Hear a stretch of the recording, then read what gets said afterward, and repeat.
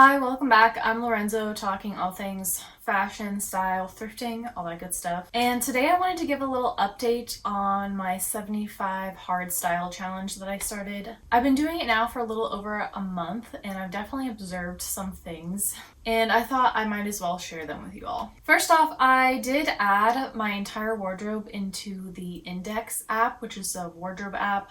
I previously used a closet, but I notice that they now have a 100 item limit, and surprise, surprise, I have way more than that, so I switched to Index, and I actually like how low fidelity is.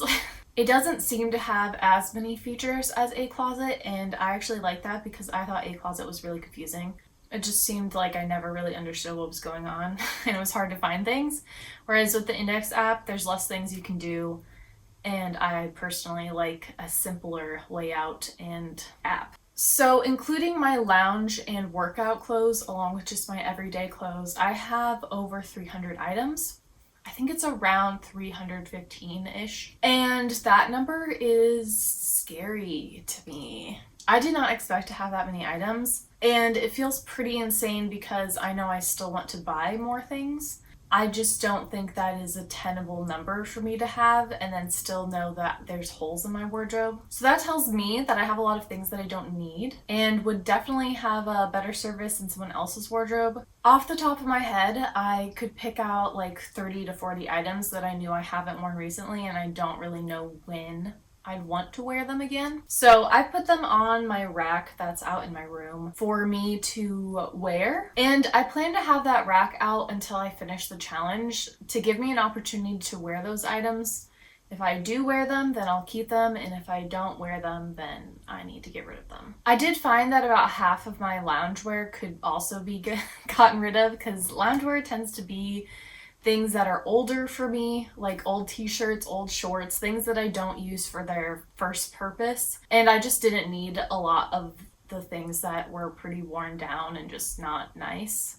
I really enjoyed tracking my outfits and seeing the things that I wear because I'm finally getting data on how often I wear certain things and how often I really don't wear the majority of my wardrobe. Since in this challenge you're not shopping, I have definitely noticed the effect that thrifting has had on my psychology. I realized I used to use thrifting as like a huge dopamine hit and something to look forward to, similar to the way that like planning travel or trip functions for me. It's something that I'm very excited and I look forward to, and it's something that I can think about when I'm having a hard time or I just really can't that day. I'm like, well, at least I get to go on this trip later. And I definitely used thrifting as that excuse. If I had a hard work day, I'd be like, oh, well, at least on Saturday I get to go thrifting and have just like a fun me day. So not having that is hard, especially because like the other things that I like to do tend to be inside my house, and since thrifting I got out of the house, that just like did a lot for me to be away from home and going somewhere else. So I feel like I really need to put in something on my Saturdays that give me that dopamine hit without shopping. There's not a lot of places to go around where I live that wouldn't also require you to buy something. Like, sure, I could go like window shopping or go in a bookstore and just look at books, but like, I don't know. I feel like the point is like to buy a book. I do know that I have a lovely park that I can walk to, so I think I'm gonna replace that Saturday thrifting with a Saturday morning walk where I just take a long walk, have fun, maybe make my coffee and bring it with me. That will have to replace because I need something that gets me out of the house that doesn't spend money. I had also expected that because I'm not shopping, I'm not buying anything, that I would also just stop online browsing, like on ThredUp and just other stores. And in fact, it actually went up dramatically. Like every single day, I'm now browsing for things, and it's just like this feeling inside me that's telling me that I need to find the perfect things that I can then buy once this challenge is up. Like I have certain things on my wish list, like a pair of shorts, a summer dress, several other items, but I just have this feeling that I need to find the perfect thing, and so that once that I can finally buy something, I'll just buy it and then I'll be happy. And so I'm searching and searching and searching every single day for those perfect items. It seems very like addictive in a bad way. Like something is not right if I'm trying to fill this need with buying something. So gonna need to figure that out myself. I have said that like I really wanted to spend more time on hobbies like painting, drawing, reading, all that stuff. And I was reading a lot more. I finished my book and I don't have a new book yet. I'm waiting for stuff from the library. If you have any book recommendations, that would be great because I need something new to read. I feel kind of lost without something to read. And I haven't been painting or drawing any more than I normally would have, partially because I feel like it's such like a thing that I have to set up and then tear down every time. And it feels so time intensive. Like I can't just pick it up and do it for like 10 minutes and then put it back down. I could definitely do that for drawing, and I feel like I just need to get my materials out and just always be out so I can just pick it up a little bits at a time. I don't have to dedicate hours to it. So I think that's just on me being out of the habit of doing those hobbies and not having the materials ready to go. Yeah, it's just been interesting to see how much thrifting and shopping was a part of my self like soothing. It was definitely like a creative expression as well, like gathering items that I felt like really identified myself. But I think it became a little unhealthy. I don't feel like I should be searching and searching and searching and searching for certain things all the time. I think that's a little obsessive and a little too much for me. So I definitely need to make more space in my life for other artistic pursuits that are not shopping. I think the final thought I have right now with this challenge, and especially with my clothes, is that tracking what I wear and taking the time to really examine what I'm wearing that day. I am also thinking about how I feel in those items.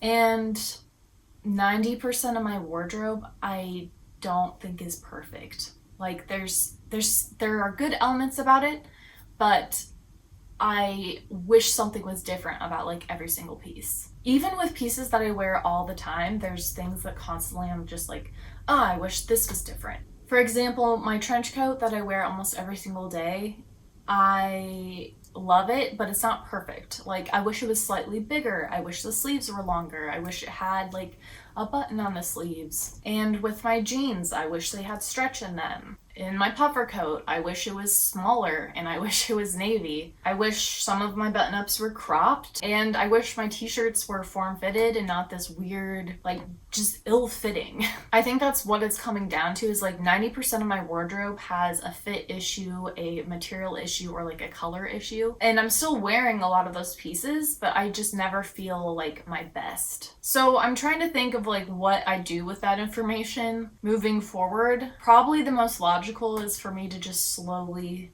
replace the items with a more perfect version until more of my wardrobe feels perfect for me. But there's also the impulse to just like throw everything out that isn't perfect and keep like the 10% that is. But I would be missing so many core pieces. Like I don't think I'd have any outerwear, and I mean I definitely want to have like any shoes. I think some of the things I could alter once I have a sewing machine that works, but I also don't really want to risk ruining the item when it's something that someone else might love just as it is. It just really feels like I can't afford to make any more purchases that aren't the perfect piece. But I also feel like it's so hard to know if something's the perfect piece until you've worn it for a while. And at that point, you can't return it. So yeah, just a little bit of a quandary.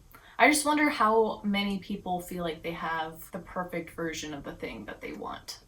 I'm gonna guess like not a lot, but who knows? Maybe people are just better at buying clothes, or I don't know. So yeah, just some questions there about when I do shop, what is it gonna look like, and do I have to just have extremely high standards? So I think I'll do a wrap up once this challenge is over, just talk about how it went. It's definitely, I've never done a clothing challenge before, not in the sense of where you don't shop or things like that. So this is definitely challenging to me, and it's yeah, it's enlightening. So let me know if you're doing a clothing challenge or if you've done one in the past. I'd love to hear your experience. If you liked this video, please like and subscribe. I make videos every week about style, fashion, thrifting, all that good stuff.